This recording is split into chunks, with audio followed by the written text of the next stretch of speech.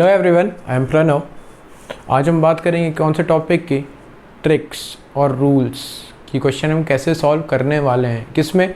Consolidation में। ठीक है, कंसोलिडेशन काफ़ी इंपॉर्टेंट चैप्टर था, तो ऑलमोस्ट कंसोलिडेशन पूरा ख़त्म हो चुका है। कंपैरिजन बचा था, तो हमने लास्ट क्लास में क्या पूरा कंपैरिजन ख़त्म कर दिया था लाइव क्लास में कल संडे के दिन। तो आज मंडे से फ्रेश स्टार्ट करते हैं। ट्रिक्स और rules to solve the question कैसे सॉल्व करेंगे। मेन पर्पस क्या है? क्वेश्चन सॉल्व करना। तो हम कैसे क्वेश्चन सॉल्व करेंगे वो देखेंगे। कुछ ट्रिक्स है, कुछ नहीं, 5-6 ट्रिक्स है ना। जो 5-6 ट्रिक्स सीख गया। पहली ट्रिक तो क्या थी? वो तरजागी की साइकिल थी। तरजागी की साइकिल, उसको एक बार फॉरवर्ड चलाओ, एक बार बैकवर्ड चलाओ, तो क्वेश्चन सॉल्व हो जा रहे थे, है ना। बहुत सारे बच्चे कर भी रहे हैं, बताया है उन लोगों ने कि सर ऐसे ऐसे सही किया है क्या, तो एकदम उनने सही किया है ना। खुद पे थोड़ा कॉन्फिडेंस रखो, चीज़ें तुम लोग सही कर रहे हो, है ना, और कोई दिक्कत नहीं आ रही है तुम लोगों को। उससे पहले एक और बात करते हैं कि गेट 2021 का कुछ नोटिफिकेशन आया है ना। वो क्या नोटिफिकेशन आया है, उसमें से एक पॉइंट बता देता हूँ, बाकी के पॉइंट्स मैं बाद में कभी बता दूंगा, है ना, नहीं तो ये वीडियो बड़ी हो जाएगी। वो फर्स्ट पॉइंट क्या है कि थर्ड ईयर के स्टूडेंट्स जो हैं अब वो भी एलिजिबल है गेट देने के लिए। तो थर्ड ईयर के स्टूडेंट्स जो अभी तक के नहीं पता था, जो वीडियो देख रहे हैं, तो भाई सिंसियर हो जाओ। तुम्हारे पास भी अब 6 महीने ही बचे, अब तुम्हारे पास 1.5 साल नहीं बचा, अब तुम्हारे पास भी 6 महीने ही बचे हैं। तो इंडिया में ऐसा होता है, एकदम सडन आ जाते हैं नोटिफिकेशन कि भाई अब हम भी एलिजिबल हो गए। अरे गजब। तो अब आ गया नोटिफिकेशन, उन्होंने बोल दिया थर्ड ईयर के स्टूडेंट्स भी एलिजिबल है, तो लग जाओ तरीके से जैसे फाइनल ईयर वाले लग गए हैं। और कोई फ़र्क नहीं पड़ता कि भाई तुम थर्ड ईयर में हो, फोर्थ ईयर में हो, तुमसे क्वेश्चन सॉल्व हो रहे हैं, तो मतलब तुम्हारा कंसेप्ट क्लियर है ना। बस बेसिक ये है कि तुम सिविल इंजीनियरिंग के हो तो सिविल इंजीनियरिंग के क्वेश्चन करो, इलेक्ट्रिकल के तो इलेक्ट्रिकल के करो, केमिकल के तो केमिकल के करो, है ना। फोर्थ ईयर, थर्ड ईयर, ये सब हम लोगों ने बना रखा है। एग्ज़ाम जो निकाल लेता है वो निकाल लेता है, भले वो थर्ड ईयर वाला हो या फाइनल ईयर वाला हो, है ना। तो तुम लोग भी अच्छे से अब पढ़ने लग जाओ। जो लोग क्लासेस अटेंड नहीं किए थे कल, तो उन लोगों के लिए थोड़ा सा है, कुछ काफ़ी कंटेंट है, तो वो भी मैं अब नेक्स्ट लाइव क्लास में बताऊंगा। अभी नहीं बताऊंगा क्योंकि ये जो वीडियो बन रहा है ये सबके लिए बन रहा है, जो हमारा बैच है उनके लिए अलग से बनेगा, तो मैं बता दूंगा उस टाइम कि क्या है। जो लोग क्लास अटेंड नहीं कर रहे हैं, अभी भी सिंसियर नहीं हुए भाई, अब मुझे नहीं पता आप लोग पढ़ रहे हो नहीं पढ़ रहे हो। ऑनलाइन का ये सबसे बड़ा ड्रॉबैक है कि टीचर को पता नहीं होता है जब तक कि स्टूडेंट नहीं बताता कि हाँ हम पढ़ रहे हैं या नहीं पढ़ रहे। जो डाउट पूछ रहा है वो तो है कि हाँ अगर ये इसको डाउट आ रहा है तो ये पढ़ रहा है। अब जिसको डाउट ही नहीं आ रहा है तो वहाँ दो चीज़ें होती है, या तो बच्चा बहुत अच्छा है, बहुत अच्छे से पढ़ रहा है कि भाई डाउट ही नहीं आ रहा है ना, और दूसरा या बच्चा पढ़ ही नहीं रहा है। तो ये दो कैटेगरी है, ये दो कैटेगरी में से आप अपनी कैटेगरी डिफाइन कर लो। बाकी सारे काम जितने भी है उन सब के लिए पूरी ज़िंदगी पढ़ी है, पर ये दो काम कि भाई पढ़ना है नहीं पढ़ना है ये आपको डिसाइड करना है, क्योंकि नेक्स्ट 6 महीने बाद आपका पेपर है। और आप इस वहम में हो कि कोरोना के कारण पेपर पोस्टपोन हो जाएगा तब देख लेंगे, तो बेटा वहम में ही रहो, ऐसा कुछ नहीं होता है। पेपर आज करवा दो तो आज भी तुमको 100 स्टूडेंट ऐसे मिल जाएंगे जो क्वालिफाई कर देंगे, और आज से 1 साल बाद भी करा दो तो भी तुमको 100 स्टूडेंट ऐसे रहेंगे कि वो क्वालिफाई कर जाएंगे। उनको फ़र्क नहीं पड़ता पेपर आज है कल है, उनको बोलो अभी सो के उठा के पेपर दे दो तो दे देंगे पेपर। उनकी तैयारी ऑलरेडी इस लेवल पे है। तो ये वहम हटा दे कि डेट आएगी तो हम पढ़ेंगे, डेट आएगी भाई, डेट आएगी तब के तब पढ़ना, तब का तब देखना, पर लेकिन अभी से तैयारी रखो। फरवरी में पेपर है, कोरोना का क्या हो रहा क्या नहीं हो रहा उससे कुछ नहीं करना अपने को, अपने का हमें पढ़ना, तो अपन सिर्फ पढ़ाई करें, बाकी सारी चीज़ों पे ध्यान नहीं दें। ये सारी टॉपिक इसलिए बता रहा हूँ क्योंकि यार छोटा सा चीज़ है। अभी कोई चैप्टर पढ़ता रहता तो मैं इतनी सारी चीज़ें नहीं बताता, सीधे पॉइंट पे आता। मैं यहाँ ट्रिक्स बतानी, 6 ट्रिक बताने में हार्डली मेरे को 10 से 15 मिनट लगेंगे, है ना। तो वो सारी चीज़ें हैं, तो सिंसियर हो जाओ यार। अब क्या ही रखा है, हो गया 2 साल मस्ती मार लिए, थर्ड ईयर में आ गए, अब पढ़ लो। अभी नहीं पढ़ रहे हो तो ठीक है, अब कोई कुछ नहीं बोल सकता भाई, है ना।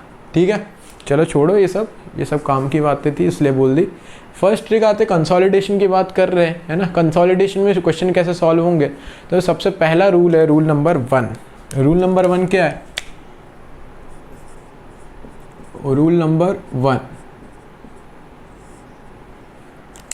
कि भाई अल्टीमेट कंसोलिडेशन ये ऑलरेडी बता चुका है, जो चीज़ें मैं पढ़ाता हूँ वो मैं ऑलरेडी बोल चुका होता हूँ, पर तुम लोग ध्यान से अगर सुन रहे होंगे, मैंने क्या बोला था, इंपॉर्टेंस यहाँ लिखी हुई चीज़ों की तो है ही, साथ में जो बोल रहा हूँ उसकी भी ज़्यादा इंपॉर्टेंस है। तो फर्स्ट रूल क्या है, ultimate consolidation, ultimate consolidation is same for one way drainage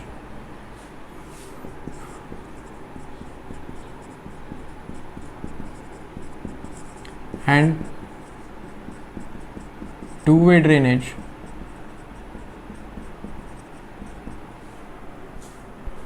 ठीक है,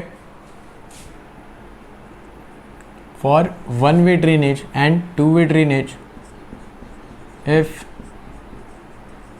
the soil and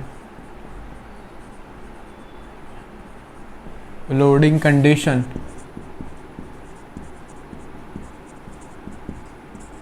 is same। क्या बोला है मैंने, या मैंने ऑलरेडी बता दिया था। अल्टीमेट कंसोलिडेशन क्या होता था, अल्टीमेट कंसोलिडेशन होता था delta H. Delta H same है किसके लिए, डेल्टा एच सेम होगा, डेल्टा एच सेम होगा किसके लिए, for one way drainage and two way drainage, दोनों के लिए डेल्टा एच सेम होगा। क्योंकि ड्रेनेज कंडीशन किस लिए होती थी, क्या चीज़ थी जो ड्रेनेज कंडीशन पे डिपेंड करती थी, वो थी रेट था, है ना। रेट किस पे डिपेंड करता था, वन वे ड्रेनेज या टू वे ड्रेनेज पे।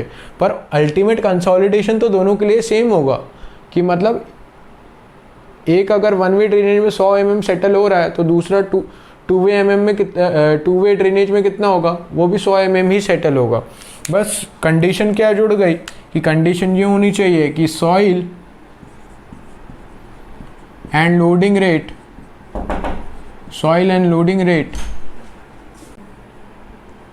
कंडीशन सेम होनी चाहिए। क्या होनी चाहिए, soil and loading condition same होनी चाहिए। क्वेश्चन तुमको कितना बड़ा देगा, यहाँ से लेके यहाँ तक के क्वेश्चन लिखा रहेगा, सारी चीज़ें दी होगी, ये दिया वो दिया, पर लेकिन उसमें दिमाग के पूरा क्वेश्चन पढ़ के लॉजिक क्या लगेगा कि भाई ये तो वन वे ड्रेनेज का सेटलमेंट दिया है और टू वे ड्रेनेज में पूछा है और इतना सारा कुछ दिया है, बट हमको पता होना चाहिए, क्या पता होना चाहिए कि वन वे हो या टू वे हो, सेटलमेंट तो सेम ही रहेगा। अगर उसने 100 mm दिया तो सीधे टिक करो 100 mm, ये गेट है, ठीक है, ये गेट है कि भाई क्वेश्चन अच्छा पढ़ा और आंसर सिर्फ 1 सेकेंड में आ गया। तो यही चीज़ मांगता है गेट, एप्टीट्यूड रीजनिंग पता होना चाहिए भाई क्या क्या है। तो ये हो गया first point, ultimate consolidation same रहेगा। अब बात करते हैं सेकेंड रूल की, किसकी, सेकेंड रूल की, कि सेकेंड रूल क्या है हमारा। चलो आओ देखो second rule, if soil is in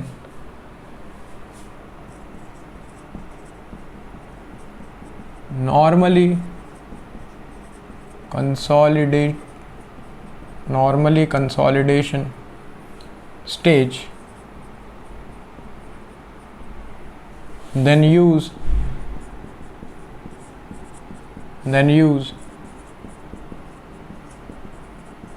coefficient of compression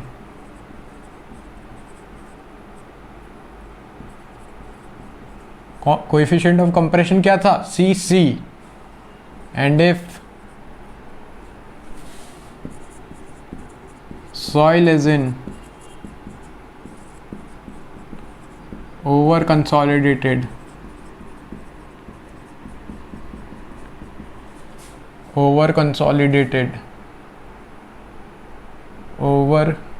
normally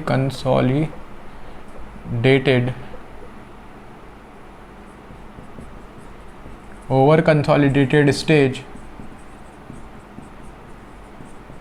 then use coefficient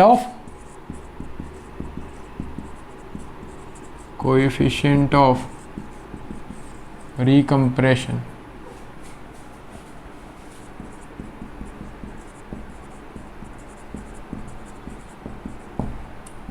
वो क्या था, CR था।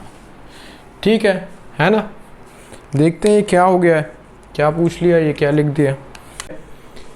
If soil is in normally consolidated stage, then use coefficient of compression, and if soil is in over consolidated stage, then use coefficient of recompression। ठीक है, तो ये चीज़ें हैं। तो देखते हैं क्या सीन होगा। तो ये सीन ऐसा होगा कि ये अपना क्या था, ये ग्राफ था, किसका ग्राफ था, ये था E वर्सेस लॉग ग्राफ, या E versus log of effective बोल लो, या E वर्सेस लॉग बोल लो, है ना। तो ये देखो, पहले क्या था, पहले था एक ताजमहल। जो ताजमहल जब था, ताजमहल पे इफेक्टिव स्ट्रेस कितनी लग रही थी, इफेक्टिव स्ट्रेस कुछ लग रही थी सिग्मा 1 बार, मान लो ऐसा। ठीक है, लॉग ऑग छोड़ो, अभी सिर्फ मानो ऐसा कि क्या हो रहा है क्या नहीं हो रहा है। ठीक है, तो जब ये लग रही थी और जब तुमने हटा दिया, क्या हटा दिया, जब तुमने हटा दिया, और इनिशियल वॉइड रेशियो क्या था, E0 था। जब तुमने ताजमहल हटा दिया और उसके बाद तुमने बोला कि अब हमको बंगला बनाना है, जो लोग नए हैं, जिन लोगों को नहीं पता है, वो अपना पुराना वीडियो देखे कंसोलिडेशन का, वहाँ ताजमहल की पूरी स्टोरी पता लग जाएगी। तो क्या होगा, तो यहाँ पे कुछ ऐसा कर्व आएगा जो स्लाइटली कॉन्वेक्स, और उसके बाद क्या होगा कि देखो, जब तुम्हारा ताजमहल था तब स्ट्रेस कितनी आ रही थी, सिग्मा 1 बार आ रही थी जो, और अब प्रेजेंट टाइम में जब तुम उसको हटा दोगे, ताजमहल को हटाओगे, तो स्ट्रेस कितनी हो जाएगी, सिग्मा 0 बार हो जाएगी। तो ये तुम्हारी क्या हो गई, ये तुम्हारी हो गई पास्ट स्ट्रेस, और ये तुम्हारी क्या हो गई, प्रेजेंट स्ट्रेस, अभी के लिए। ठीक है, अभी के लिए ये क्या हो गई तुम्हारी पास्ट स्ट्रेस, और ये क्या हो गई तुम्हारी प्रेजेंट स्ट्रेस। तो कर्व कुछ ऐसा आएगा। तो मतलब ये सॉइल कैसी हो चुकी है, ये सॉइल हो चुकी है ओवर कंसोलिडेटेड स्टेज में। जब ये ओवर कंसोलिडेटेड स्टेज में आ गई है तो कौन सा कोएफिशिएंट यूज़ करोगे इसका सेटलमेंट निकालने के लिए, इसका कोएफिशिएंट निकालो, इसका सेटलमेंट निकालने के लिए कोएफिशिएंट ऑफ रिकम्प्रेशन यूज़ करोगे। जब तुमने सोचा कि भाई अब मेरे को घर बनाना है, ताजमहल हटा के अब मैं मेरा वहाँ बंगलो बनाऊँगा, तो जब बंगलो बनाओगे तो सीन तो है कुछ ऐसे ही रहेगा, पर लेकिन क्या होगा, जब सिग्मा 1 बार से ज़्यादा स्ट्रेस आ जाएगी तो ये किस में चेंज हो जाएगा, ये चेंज हो जाएगा नॉर्मल कंसोलिडेटेड में। किस में चेंज हो जाएगा, नॉर्मल कंसोलिडेटेड में, NC में चेंज हो जाएगा। क्यों, अब उसमें क्या आ रहा है, सिग्मा 1 से ज़्यादा आ रहा है। जिसको ये चीज़ें नहीं पता है, जिसने लेक्चर स्किप कर दिया, तो पुराने पिछले 2 लेक्चर देख ले कंसोलिडेशन एंड कंप्रेसिबिलिटी के, तो उसको बहुत कुछ क्लियर हो जाएगा। तो मान लो अब जो तुम्हारा बंगलो बना है, तो बंगलो जब बना तो उसमें कितनी स्ट्रेस आएगी, सिग्मा 2 बार स्ट्रेस आएगी। तो सर ये हो क्या रहा है, तो अब क्या होगा कि जब नॉर्मली कंसोलिडेशन स्टेज हो गई तो कौन सा कोएफिशिएंट यूज़ करोगे, कोएफिशिएंट ऑफ कंप्रेशन। ठीक है, अब जो भी है कि भाई ये sigma 1 not, delta sigma bar, sigma 1, ये सारी चीज़ें। अब देखते हैं कि डेल्टा H कैसे निकलेगा। डेल्टा H का सिंपल फार्मूला क्या था, CC H0 upon 1 plus E0 log of sigma bar plus delta sigma upon sigma naught bar, ऐसा कुछ था। ठीक है, जब हम फर्स्ट स्टेज में थे तो ये क्या यूज़ कहाँ करना है, तो वो देखो, जब हम फर्स्ट स्टेज में थे तो डेल्टा H क्या होगा, डेल्टा H जब ओवर कंसोलिडेटेड स्टेज में थे, ओवर कंसोलिडेटेड, तो यहाँ C के जगह क्या यूज़ होगा, CR, क्यों, OC सॉइल है, नॉट NC, OC है। ठीक है, CR H0 upon 1 plus E0, ये सब सेम रहेगा, लॉग ऑफ, अब ऊपर क्या था, sigma naught bar plus delta sigma bar. तो चेंज तो आप उसमें से समझ जाओगे, पर लेकिन जो हमने यहाँ पे लिया है वो क्या लिया है, sigma 1 bar upon sigma naught bar. ठीक है, sigma 1 bar upon sigma naught bar. जो सिग्मा 1 बार है वो क्या है, सिग्मा नॉट, देखना समझना अच्छे से, है ना, ध्यान से समझना। सिग्मा नॉट बार, उसमें कुछ डेल्टा सिग्मा जोड़ोगे, उसमें कुछ डेल्टा सिग्मा जोड़ोगे। डेल्टा सिग्मा क्या, डेल्टा सिग्मा बार मतलब effective stress, change in effective stress, तो क्या आएगा, तो आएगा सिग्मा 1 बार आएगा। ठीक है, तो क्या आएगा, सिग्मा 1 बार आएगा। समझ रहे हो भावनाओं को। तो यहाँ पे ये क्या है, तो ये चेंज है, डेल्टा है किसका, इफेक्टिव स्ट्रेस का, तो उसको ये सिंपली ऐसा लिख दिया। अब देखो, अब और आगे ये तो इतने CR OC वाले का आ गया है ना, OC वाले का आ गया है। इसके आगे जब NC में जाएंगे टोटल सेटलमेंट क्या होगा, टोटल सिर्फ OC नहीं होगा, टोटल होगा OC प्लस NC दोनों। सॉइल तुम्हारी यहाँ से बनी थी और ये ताजमहल हटा के यहाँ नॉर्मल पे गए थे, नॉर्मल के बाद तुमने बंगलो बनाया, तो टोटल सेटलमेंट कितना होगा, ये पूरा होगा। तो अब ये इतना पोर्शन लिया है, अगला और जोड़ना पड़ेगा, अगला और जोड़ोगे तो प्लस। अब क्या है, सॉइल कैसी आ गई, नॉर्मली कंसोलिडेटेड स्टेज में आ गई है, तो कौन सा कोएफिशिएंट यूज होगा, CC H0 1 plus E0 log of sigma 2 bar plus upon sigma 1 बार। अब ये क्या है, ये था सिग्मा 1, सिग्मा 1 में कुछ और डेल्टा जोड़ोगे, सिग्मा 1 में कुछ और डेल्टा जोड़ोगे तो तुम्हारा सिग्मा 2 बार आएगा। तो मैंने डायरेक्ट लिख दिया है, ठीक है, डेल्टा डैश मान लो, हो सकता है अलग अलग चेंज हो, ठीक है, अपॉन सिग्मा 1 बार। तो फाइनल जो आएगा कि भाई जब ओवरऑल कंक्लूजन में सिंपल वर्ड्स में बोलूँ कि भाई जब सॉइल अपनी OC स्टेज में होगी तो CR यूज़ करो, फॉर्मूला तो याद कर ही लिया होगा अभी तक के, और जब अपनी सॉइल NC होगी तो CC यूज़ करना है। कैसे यूज़ करना है, कहाँ यूज़ करना है, ये बता दिया, ठीक है। अब रूल नंबर 3 पे चलते हैं, ठीक है, चलिए आइए रूल नंबर 3। रूल नंबर 3 क्या है कि देखो, अब सिंपल है, 4 स्टेप मेथड, किसी भी चीज़ का नाम दे दो तो काफ़ी सिंपल होता है। जैसा ना मेरा नाम प्रणव है, अब मैं 25-30 साल से, 30 साल तो नहीं, 25 साल से सुनते आ रहा हूँ, तो मेरे को पता है कि कोई अगर मेरे को बोलता है तो मैं पलट जाता हूँ। तो क्या कोई चीज़ का एक नाम होगा तो हमको क्या दिमाग में क्लिक करेगा एग्जाम में। तो ये मेथड, ये रूल का नाम है 4 स्टेप मेथड। 4 स्टेप मेथड में क्या करेंगे कि हम कोई भी सॉइल में क्या निकालेंगे, कोई भी सॉइल में या फुटिंग के नीचे क्या निकाल रहे हैं कि भाई फुटिंग कितना सेटलमेंट करेगी या सॉइल कितना सेटलमेंट करेगी, ठीक है, सिंपली। तो स्टेप 1 4 स्टेप मेथड है। उससे पहले मैं आपको थोड़ी चीज़ें क्लियर कर लूँ। डायग्राम जो बना है ये क्या है, ये हमारा ग्राउंड लेवल है, ये हमारी क्या फुटिंग है, फुटिंग की विड्थ है B, ठीक है। ऊपर से स्ट्रेस लग रहा है Q का, स्ट्रेस मतलब ऊपर से सरचार्ज आ रहा हुआ कुछ Q का, ठीक है। ये क्या है, depth of footing, ground level से फुटिंग के बेस तक के क्या होगा, डेप्थ ऑफ फुटिंग। और ये सॉइल का लास्ट पोर्शन है और हमको इस सॉइल में क्या निकालना है, सेटलमेंट निकालना है। फ्रेश स्टार्ट, एकदम क्वेश्चन नया नया शुरू हुआ है। तो स्टेप 1 पहले भाई H0 निकालो। क्या निकालो पहले, H0, कि H0 होता क्या है। अब H0 मैंने बताया था, H0 क्या निकालेंगे, फाइंड H0। अब H0 क्या है, H0 है कि फुटिंग का सेटलमेंट निकालना है इसके, कि फुटिंग का ही निकालोगे ना, इसके ऊपर के सॉइल से क्या मतलब अपने को। फुटिंग सेटल हो गई तो घर चला गया, तो फुटिंग के नीचे किस सॉइल का निकाल रहे हैं, उसकी थिकनेस है ना, उसकी इनिशियल थिकनेस। तो इनिशियल थिकनेस इसकी कितनी होगी, इसकी इनिशियल थिकनेस होगी ये। तो ये क्या हो गया तुम्हारा, ये हो गया तुम्हारा H0। ये क्या हो गया तुम्हारा, H0 हो गया। उसके बाद step 2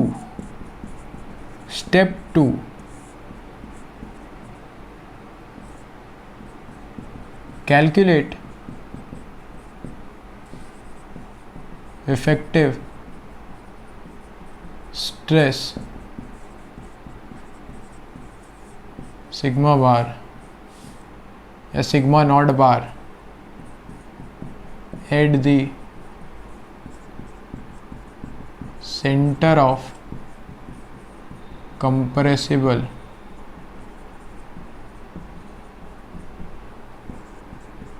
eight the centre of compressible layer.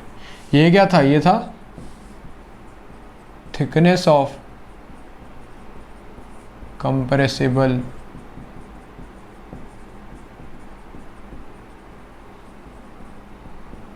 Layer, ठीक है। ये क्या इफेक्टिव स्ट्रेस निकालना है कि वहाँ पे सेंटर पे। मैंने बताया था कि जब भी भाई ऐसा रहे कि जिसकी सेटलमेंट निकालना है तो कहाँ निकालोगे, ऊपर सेटलमेंट, नीचे कहाँ पे, तो भाई सेंटर में निकालते हैं सारी चीज़ें, ठीक है। कोई भी चीज़ हो उसके सेंटर में, तो ये इसके सेंटर पे आ गया मैं। ये इसका क्या है, सेंटर है। जब ये इसका सेंटर हुआ तो ये कितने नीचे है, ये Z डेप्थ नीचे है। कितना नीचे है ये Z डेप्थ नीचे है, और जिसकी वैल्यू क्या है, H0/2। सेंटर H0 का सेंटर क्या होगा, H0/2 होगा। तो यहाँ पे क्या करूँ मैं, यहाँ पे सिग्मा नॉट बार कैलकुलेट करना है। सर सिग्मा नॉट बार कैसे कैलकुलेट करेंगे, इफेक्टिव स्ट्रेस कैसे कैलकुलेट करेंगे? बेटा इफेक्टिव स्ट्रेस थर्ड चैप्टर में पूरा पढ़ाया था, तो ये थर्ड चैप्टर की इंपॉर्टेंस अभी भी बरकरार है और फर्स्ट चैप्टर तो जिंदा है ही। ठीक है, तो ये कहाँ से निकलेगा? ये इसके ऊपर देखो, ऊपर क्या है, ऊपर से सब है तो सब जोड़ दो। इफेक्टिव स्ट्रेस, टोटल स्ट्रेस निकालो, -4 वाटर प्रेशर होगा कहीं तो 4 वाटर प्रेशर माइनस करो, तो यहाँ पे सेंटर पे तुम्हारे इफेक्टिव स्ट्रेस आ जाएगा। ठीक है, अब बात करते, ये होगी बात किसकी? स्टेप 2 की। अब स्टेप 3 की। स्टेप 3 देखो,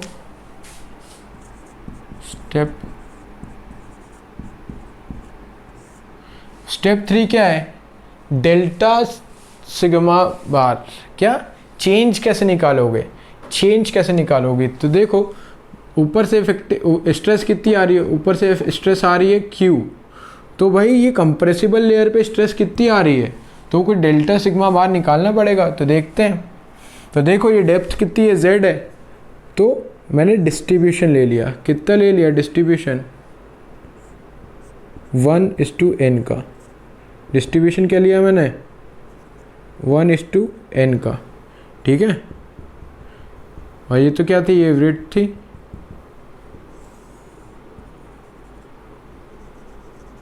ये क्या थी? विड्थ थी। और ये क्या था? ये था 1:n।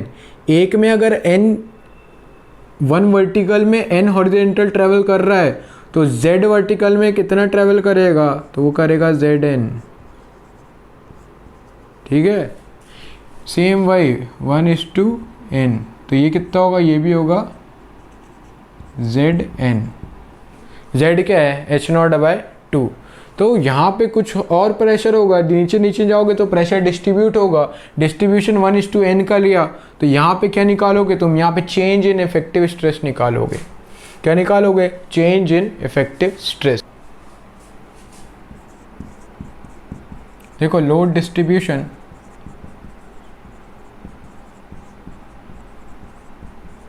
लोड डिस्ट्रीब्यूशन क्या लिया? 1:n। ठीक है, 1 वर्टिकल n हॉरिजॉन्टल, तो चेंज इन इफेक्टिव स्ट्रेस आएगा, वो क्या आएगा? Change in effective stress. अब इफेक्टिव स्ट्रेस क्या होता है? इफेक्टिव स्ट्रेस होता है फोर्स अपॉन एरिया। भाई भाई भाई भाई ध्यान से, ध्यान से, फोर्स अपॉन एरिया।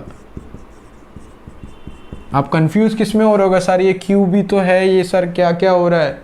अरे बेटा ये यहाँ पे कंप्रेसिबल लेयर के सेंटर पे निकालना है, तो चेंज इन स्ट्रेस क्या होगा? तो भाई फोर्स, स्ट्रेस क्या होता है? सिंपली ये देखो स्ट्रेस क्या होता है। जब अपन ने याद करो स्ट्रेस डिस्ट्रीब्यूशन पढ़ा था, बॉसनिक्स, वेस्टरगार्ड, लाइव क्लास में जो बच्चों ने पढ़ा था उनको पता होगा, है ना। तो वो कंसिस्टेंसी की जो बात हो रही थी, वो जो बच्चे कंसिस्टेंट है उनको फ़ायदा मिल रहा है ना।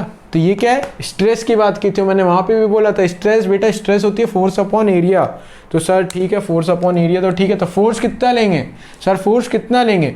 फोर्स लेंगे Q। ये क्या थी? स्ट्रेस थी, स्ट्रेस इंटू एरिया लेंगे, स्ट्रेस इंटू एरिया। तो स्ट्रेस तो हो गई Q, L into B। Footing का कुछ लेंथ होगा और फुटिंग का कुछ विड्थ होगा, तो L इंटू B। यहाँ पे B दिख रहा है, L नहीं दिख रहा है, तो L क्या है? लेंथ ऑफ फुटिंग, B क्या है? Width of footing. Sir area कौन सा लेंगे? तो एरिया बेटा ये वाला लेंगे, ये वाला, ये जो कंप्रेसिबल लेयर के सेंटर में है ना, वो वाला। तो एरिया का फॉर्मूला क्या होगा? अब यहाँ पे विड्थ कितनी हो गई? B + 2nz। यहाँ पे क्या होगा? ये B + 2nz। ठीक है, तो लेंथ भी क्या हो जाएगी? लेंथ भी हो जाएगी 2 + nz। तो ये तुम्हारा क्या हो गया? ये आएगा तुम्हारा चेंज इन स्ट्रेस। क्या आएगा? चेंज इन स्ट्रेस, यहाँ से आएगा। ठीक है, तो अब स्टेप 3 क्या है? स्टेप 4 क्या है सर? स्टेप 4 है कि simply delta H = CC H0 upon 1 + E0 log of sigma naught bar plus delta sigma bar upon sigma naught bar. समझ रहे भावनाओं को, है ना। अब फाइनल क्या है? फाइनल मतलब अल्टीमेट सेटलमेंट का फॉर्मूला। H0 तुमको पता है, E0 तुमको दे रखा होगा, CC भी दे रखा होगा, सिग्मा नॉट यहाँ पे तुमने कैलकुलेट कर लिया डेल्टा सिग्मा बार भी कैलकुलेट कर लिया। डेल्टा सिग्मा बार कहाँ है कि ये बीच वाली लेयर पे कितनी इफेक्टिव स्ट्रेस आ रही है। ठीक है, तो ये तुम्हारा हो गया 4 स्टेप मेथड। इसमें आप क्वेश्चन करो। कुछ बच्चों ने कल क्वेश्चन पूछा था तो वो इसी पे बेस्ड था कि भाई ये कैसे निकालेंगे। ठीक है, तो ये ऐसे निकालेंगे। तो ये प्रोसेस करो घर पे, है ना, क्वेश्चन सॉल्व करो। नहीं बनता है तो फिर से पूछो, मैं फिर से बताऊंगा। तुम जितने बार पूछोगे उतने बार बताऊंगा। अब तुम पूछोगे नहीं तो मेरे को सपना नहीं आएगा कि तुम क्या कर रहे हो। ठीक है, तो ये आपका क्वेश्चन हो गया रूल नंबर 3। अब ये क्या है, जनरलाइज फॉर्म है ना। एक और चीज़, रूल नंबर 3 हो तो गया, ये क्या जनरलाइज फॉर्म है। अब जनरलाइज फॉर्म क्या होता है, क्वेश्चन देखो, अपने 6 जो रूल बताऊंगा 6 में से कौन सा रूल फिट बैठ रहा है और चिपका दो। ठीक है, ये 6 रूल याद हो गए तो क्वेश्चन सारे हो गए। ठीक है, तो ये बात हो गई किसकी, इसकी। अब अगले रूल नंबर 4 की बात करते हैं आगे बढ़ते हुए। ठीक है, रूल नंबर 4 देखते हैं। चलिए आइए, रूल नंबर 4, रूल नंबर 3 हो गया, रूल नंबर 4। अब क्या चेंज है रूल नंबर 4 में, इसमें क्या निकालना है, सेटलमेंट इन क्ले लेयर। तो देखो क्वेश्चन कैसा देगा, क्वेश्चन हो सकता है कि ये सारा सिनेरियो पूरा वही था। अब क्या हो गया, नीचे पहले एक ही टाइप की सॉइल थी, अब लेयर्ड सॉइल है। कैसी लेयर्ड, ऊपर क्या है, ऊपर है सैंड है और नीचे क्या है, नीचे क्ले है। जब ऊपर सैंड है नीचे क्ले है और उसने क्या पूछ लिया कि बेटा ये निकाल के दिखाओ मेरे को कि क्ले लेयर में कितना सेटलमेंट होगा, तो क्या सिनेरियो चेंज होगा, क्या क्या चीज़ें बदलेगी। ठीक है, देखते हैं क्या क्या चीज़ें बदलती है। तो देखो फर्स्ट ऑफ ऑल, जब किसका सेटलमेंट निकालना है, क्ले लेयर का, तो स्टेप 1 H0 क्या हो जाएगा। अब देखो H0 बताओ मेरे को कि H0 क्या होगा। तो H0 मतलब initial thickness of compressible layer. Compressible layer मतलब जिसमें सेटलमेंट चाहिए। तो भाई यहाँ पे सैंड भी है और क्ले भी है, तो तुम लोग बोलोगे सर H0 इसको यहाँ से यहाँ तक की ले लो। नहीं, H0 होगा ये thickness of, initial thickness of compressible layer. तो ये क्या होगा, ये होगा H0 होगा। उसके बाद क्या लिखा है, step 2 calculate effective stress sigma not at the centre of compressible layer. तो सेंटर देखो, सेंटर कहाँ होगा, सेंटर ये होगा। यहाँ पे क्या निकालोगे, यहाँ पे निकालोगे effective stress sigma naught bar. ठीक है, यहाँ पे क्या निकालोगे, सिग्मा नॉट बार। जब यहाँ पे तुम सिग्मा नॉट बार निकालोगे तो क्या हो गया, यहाँ पे सिग्मा नॉट बार आ गया। उसके बाद तुम लोड डिस्ट्रीब्यूशन करवाओगे। तो लोड डिस्ट्रीब्यूशन कैसा होगा, देखो लोड डिस्ट्रीब्यूशन कहाँ तक के होगा, लोड डिस्ट्रीब्यूशन होगा सेंटर तक के, centre of the compressible layer तक के। और उसमें क्या लोगे, सेम 1:n का लोड डिस्ट्रीब्यूशन लोगे, 1:n का लोड डिस्ट्रीब्यूशन लोगे। ये कितनी थी, ये थी B। अब जो तुम्हारा Z होगा वो कितना होगा, और देखने वाली बात है कि Z कितना होगा। तो Z होगा यहाँ से लेके सेंटर तक के जितना जाएगा उतना तुम्हारा Z होगा। अब ये वाली डेप्थ तुमको दे रखा होगा कि सैंड कितने में है और क्ले की दे रखा होगा, तो तुमको Z पता लग जाएगा, H0/2 प्लस ऊपर सैंड की डेप्थ। तो ये तुम्हारा Z आ गया। तो फिर से वही फॉर्मूला जो चल रहा है, लेंथ इनटू ब्रेड्थ और ये सब, और फाइनली वही। समझ गए ना कि जब क्ले का पूछेंगे तो क्ले की थिकनेस लेना और ऐसे सॉल्व करना है। ठीक है, तो ये सारी चीज़ें हैं। ये रूल नंबर 4 था कि सेटलमेंट इन क्ले लेयर कैसे निकलेगा। तो वो सेटलमेंट इन क्ले लेयर ऐसे निकलेगा। ये क्या होगा, BZ/n, और ये तो B है ही, और ये भी क्या होगा, Z/n। तो यहाँ पे क्या निकालोगे, change in stress, force upon area, बाकी पूरा सेम वही, पूरा वही है। बट लेकिन समझाना क्या था, H0 समझाना था कि H0 लेंगे क्या और ये क्या चेंज आएगा। तो क्ले के सेटलमेंट के भी क्वेश्चन अब तुम कर लोगे। ठीक है, अब बात करते हैं 4th रूल की कि 4th रूल क्या है। ठीक है, सॉरी 4th नहीं, 4th हो गया। अब बात करते हैं 5th रूल की, 5th रूल क्या है। ठीक है, चलिए आइए रूल नंबर 5 की बात करते हैं। फिर रूल नंबर 5 क्या है, किस चीज़ के लिए, कुछ नहीं, determination of settlement below the strip footing. अब अगर फुटिंग स्ट्रिप फुटिंग होगी तो उसके नीचे आपको क्या निकालना है, सेटलमेंट निकालना है। तो हम क्या कवर कर रहे हैं, सिंपली इस लेक्चर में क्या कवर कर रहे हैं, इस वीडियो में, कि भाई कंसोलिडेशन से किस किस टाइप के क्वेश्चन आ सकते हैं, कितने टाइप के क्वेश्चन आ सकते हैं, इन्हीं चीज़ की आपको प्रैक्टिस करनी है। अब जब पता है ये चीज़ें आती है, 5-6 चीज़ें ही आती है, तो 5-6 चीज़ों पे कमांड ला के उस पर फुल मार्क्स नहीं ला सकते क्या? वही चीज़ है। तो जो होता है वो मैं बता दे रहा हूँ, ठीक है। तो ये 5th रूल है ना, तरजागी की साइकिल मत भूलना बस। ये तरजागी की साइकिल भूल गए तो 2 नंबर चले गए, हमेशा क्वेश्चन आता है उसमें से, ठीक है। देखो, determine the settlement below the strip footing. अब स्ट्रिप फुटिंग क्या होती है? स्ट्रिप फुटिंग वो फुटिंग होती है जिसकी जो विड्थ है, ये जो बी है, वो तो होता ही होता है, और लेंथ काफ़ी ज़्यादा, L is greater than equals to B. जब ऐसी सिचुएशन फुलफिल होगी कि भाई लेंथ काफ़ी ज़्यादा एज कम्पेयर टू विड्थ, तो वो फुटिंग कैसी होगी? वो फुटिंग होगी स्ट्रिप फुटिंग। वो कौन सी फुटिंग होगी? Strip footing. तो सारा सिनेरियो सेम रहेगा, स्टेप 1 स्टेप 2 सेम रहेंगे, ठीक है। स्टेप 1 स्टेप 2 सेम रहेंगे, जो चेंज आएगा वो चेंज आएगा डेल्टा सिग्मा बार। स्टेप 3 में चेंज आएगा। अब ये फुटिंग थी, फुटिंग में आ रही थी ऊपर से कुछ स्ट्रेस, छोटे क्यू की, स्मॉल क्यू की कुछ स्ट्रेस आ रही थी। जब ऊपर से कुछ स्ट्रेस आ रही थी तो चेंज इन स्ट्रेस कैसे निकालोगे? तो वो सारी चीज़ें हमने अभी जस्ट यहाँ पे 4 स्टेप लिखी थी, ऊपर की 2 स्टेप सेम है कि भाई पहले H0 निकालो, फिर जो कंप्रेसिबल लेयर है उसके सेंटर पे इफेक्टिव स्ट्रेस निकालो, 3rd स्टेप में चेंज आएगा। तो 3rd स्टेप में जो चेंज आएगा वो चेंज मैं बता दे रहा हूँ, बाकी का एज इट इज़ रहेगा, ठीक है। तो वो देखो, ये विड्थ है बी और लेंथ काफ़ी ज़्यादा है, length is greater than equals to B.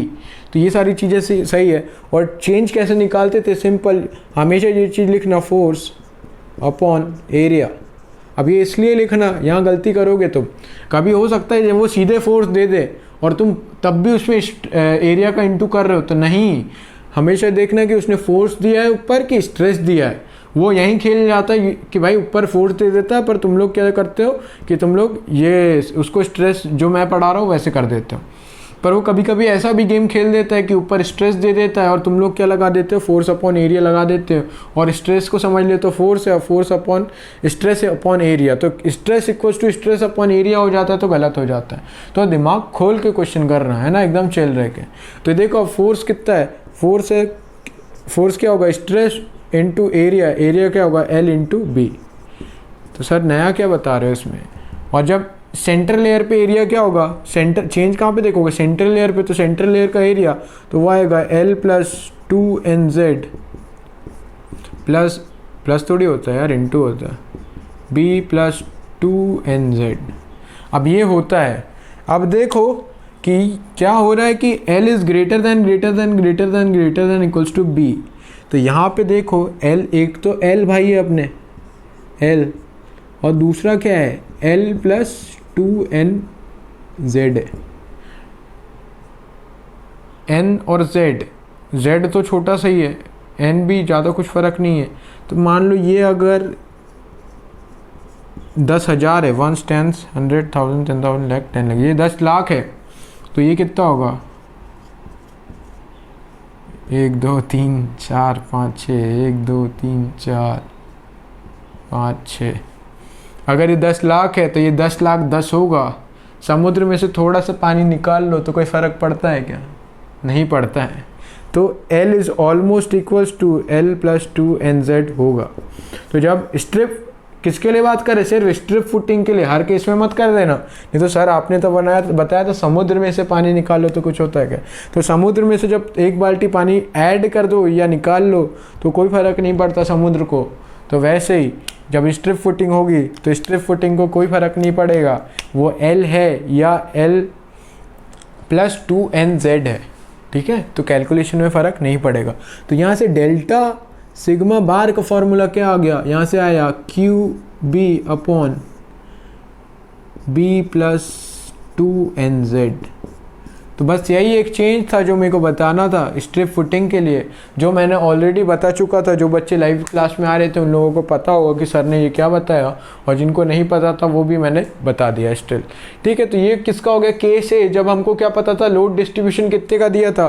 Load distribution दिया था 1:n का लोड डिस्ट्रीब्यूशन दिया था। तो कैसे सॉल्व करेंगे? वो 4 स्टेप मेथड लगाना है। फाउंडेशन देखना है कि स्ट्रिप फुटिंग है या और कोई है। अगर स्ट्रिप फुटिंग रहा तो ये अलग करना है, अगर स्ट्रिप फुटिंग नहीं रहा तो पुराना अलग करना है। जैसे पुराना वाला मतलब जो 4 स्टेप केस 3 और केस 4 करना है, ठीक है। वो सारे केसेस अब आप समझ रहे होंगे धीरे धीरे। अब क्या हो सकता है कि केस बी हो सकता है। केस बी क्या होगा? केस बी ये होगा कि when load distribution is not given, load distribution दिया ही नहीं है। तो जब चीज़ें दी नहीं रहती है तो बच्चे क्या करते हैं? अज्यूम करते हैं। तो अब अजम्पशन तो सब अलग अलग ले सकते हैं, पर लेकिन कुछ स्टैंडर्ड आईएस कोड्स क्यों डिफाइन किए गए? आईएस कोड्स इसलिए डिफाइन किए गए कि अगर कोई चीज़ नहीं दी है तो कोड खोलो, कोड में से देखो, तो आईएस कोड की इंपॉर्टेंस बढ़ जाती है। तो ठीक है, अगर लोड डिस्ट्रीब्यूशन नहीं दिया रहेगा तो स्ट्रिप फाउंडेशन में क्या करना? चेंज इन स्ट्रेस कितना ले लोगे? जो स्टेप 3 था वो क्या कर लोगे? ऊपर से जो स्ट्रेस आ रहा था उसी को क्या ले लोगे? चेंज इन स्ट्रेस लेके क्वेश्चन सॉल्व कर देना। किसमें? स्ट्रिप फुटिंग में। तो तुम्हारा क्वेश्चन सही रहेगा, ठीक है। अब क्या होता है कि बच्चे कंफ्यूज हो जाते हैं। कहाँ से कंफ्यूज होते हैं? सर वो एक कोचिंग में तो ऐसा बताया है, उसका सॉल्यूशन ऐसा है, सर उसका सॉल्यूशन ऐसा है, सर इसका सॉल्यूशन ऐसा है। अभी 4 तरीके से पढ़ोगे तो भटक जाओगे। आईएस कोड ने जो बोला वो पेपर में लागू होगा। अब कोई कोचिंग वाला क्या दे रहा है, कोई कोचिंग वाले क्या दे रहे हैं, उससे नहीं फ़र्क पड़ता। वो तो सॉल्यूशन में एक टाइपिंग एरर भी हो जाती है। जो कंटेंट राइटर होते हैं वो कुछ भी कर सकते हैं, पर लेकिन नहीं, जो आईएस कोड के इसलिए बनाया गया है कि 4 लोग 4 तरीके की बात करें तो वो नहीं सुनना है अपने को। आईएस कोड जो बोल रहा है वो सुनना है। तो for strip footing delta Q bar क्या होगा? सिंपली क्यू होगा। क्या? जब लोड डिस्ट्रीब्यूशन नहीं दिया होगा, ठीक है। अगर स्ट्रिप फुटिंग नहीं है ना, दूसरी कोई फुटिंग है, for other footings load distribution नहीं दिया, तो अज्यूम करना 2 वर्टिकल इज टू 1 हॉरिजॉन्टल का डिस्ट्रीब्यूशन अज्यूम करके पूरा क्वेश्चन सॉल्व कर लेना, आपका क्वेश्चन सॉल्व हो जाएगा, ठीक है। अगर आंसर मैच नहीं किया तो वो question perfectly calculation mistake check करना, अगर वो भी सही है और आंसर मैच नहीं कर रहा तो आसपास वाला मार देना, ठीक है। 19-20 का फ़र्क लेके। बाकी मैक्सिमम चांसेस होंगे, 99.99% चांस होंगे कि भाई वो क्वेश्चन डिलीट हो जाएगा अगर आईएस कोड से फॉलो नहीं हो रहा है तो। इसके लिए आप ऑब्जेक्शन भी उठा सकते हो, तो वो सारी चीज़ें होती हैं। बट ऐसा बहुत रेयर केस में होता है। ये जो क्वेश्चन सेट होते हैं गेट के, वो हर एक आईआईटी सेट करता है 5-5, 10-10 क्वेश्चन अलग से, तो वो सारी चीज़ें हैं। तो वो इतनी मिस्टेक नहीं करते। जहाँ मिस्टेक लगती है तो वो क्वेश्चन ही हट जाता है ना, उसकी जगह दूसरा क्वेश्चन। तो ये बात हो गई किसकी? रूल नंबर 5 की। अब लास्ट रूल, 6th रूल, और आपको पूरा चैप्टर ख़त्म और आपको सिर्फ घर पे क्वेश्चन प्रैक्टिस करने हैं। अब देखते हैं क्या 6th रूल। चलिए आइए 6 चीज़ देखते हैं। 6 चीज़ काफ़ी सिंपल है, रूल नहीं है, बस एक कंसेप्ट है ना कि चीज़ें काय पे डिपेंड करती है। तो लिखते हैं अल्टीमेट कंसोलिडेशन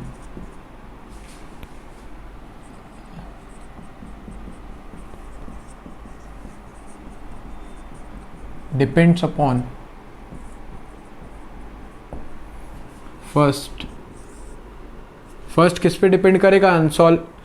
अल्टीमेट कंसोलिडेशन किस चीज़ों पे डिपेंड करता है ना, ये चीज़। फर्स्ट क्या है? ऊपर से स्ट्रेस कितनी आ रही है, मतलब लोडिंग कंडीशन। लोडिंग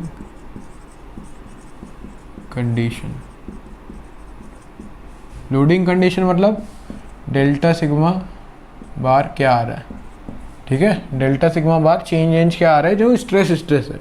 दूसरी चीज़ जो होती है जिस पे क्या डिपेंड करता है, अल्टीमेट कंसोलिडेशन डिपेंड करता है, वो होता है कंप्रेसिबिलिटी ऑफ सॉइल।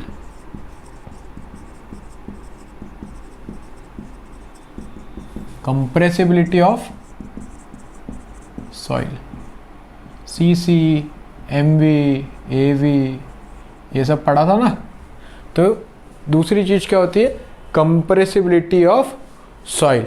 और तीसरी चीज़ जिस पे ये डिपेंड करता है वो होता है thickness of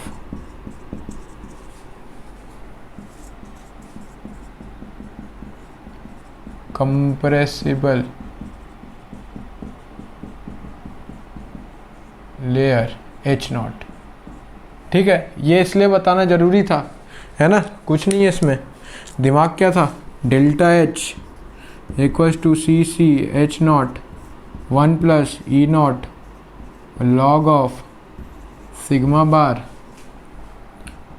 not bar plus delta sigma bar upon sigma naught bar, ये चीज़ थी।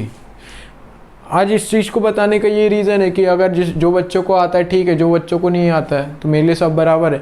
तो उनको ये बताना है कि भाई देखो, जब कोई भी चीज़ की डिपेंडेंसी की बात आती है तो सीधे फार्मूला देख लो और सॉल्व हो जाता है। डेल्टा एच क्या था? अल्टीमेट कंसोलिडेशन था। अब ये क्वेश्चन है यार, ये चीज़ें मैं नहीं बताऊँगा कि ये किस पे डिपेंड कर रहा है, किस पे डिपेंड नहीं कर रहा है। ये चीज़ें आपको बताई जाएगी एक बार दो बार, फिर आपसे ये एक्सपेक्ट किया जाएगा कि आप सीख जाए। तो आज इसलिए बताया जा रहा है कि आगे फ्यूचर में कोई चीज़ में अगर पूछो कि ये चीज़ किस पे डिपेंड कर रही है तो तुरंत फार्मूला उठाना, उसमें देखना क्या क्या चीज़ें आ रही है और तुरंत आप बता सकते हो। मैं क्या, कोई भी पूछे तो आप बता सकते हो कि ये चीज़ें इस पे डिपेंड कर रही है। ये चीज़ें आपको बचपन से पता है, बट लेकिन क्या हम अप्लाई नहीं करते। तो गेट में यही होता है। आज तो ठीक है अल्टीमेट कंसोलिडेशन पूछ लिया, कल को परमिएबिलिटी पूछ लिया किस पे डिपेंड करती है, तो वो उसके फैक्टर्स देखे थे, है ना। फिर और कुछ पूछ लेगा, वो तो कुछ भी पूछ सकता है, क्यों, सिलेबस में है तो पूछ रहे हैं भाई।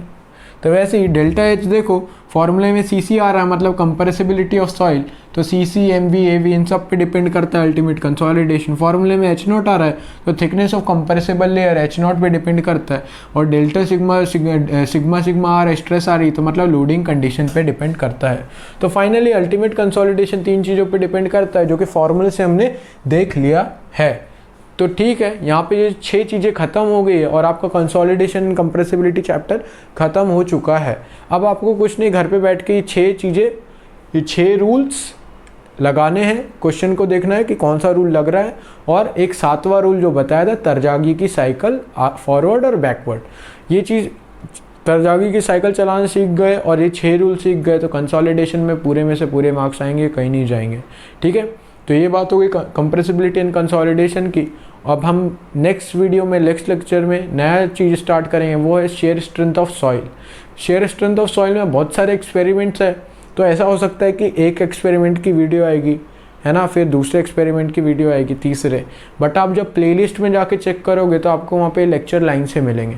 तो आप अगर नए स्टूडेंट हैं तो आप प्लेलिस्ट खोलो, प्लेलिस्ट में जाके फर्स्ट लेक्चर से, जो डेट के हिसाब से फर्स्ट लेक्चर देखो, और फर्स्ट से आप नेक्स्ट करते करते नए तक के पहुंच सकते हैं। ठीक है, तो आज के लिए इतना ही, यहीं पे क्लोज करते हैं। अब मिलते हैं नेक्स्ट लेक्चर में। शेयर स्ट्रेस और शेयर स्ट्रेंथ ऑफ सॉइल जो भी है देखेंगे क्या क्या चीज़ें हैं, है ना। और जिन्होंने चैनल सब्सक्राइब नहीं किया वो चैनल को सब्सक्राइब कर लो और शेयर कर दो। ठीक है, चलिए bye, thank you so much.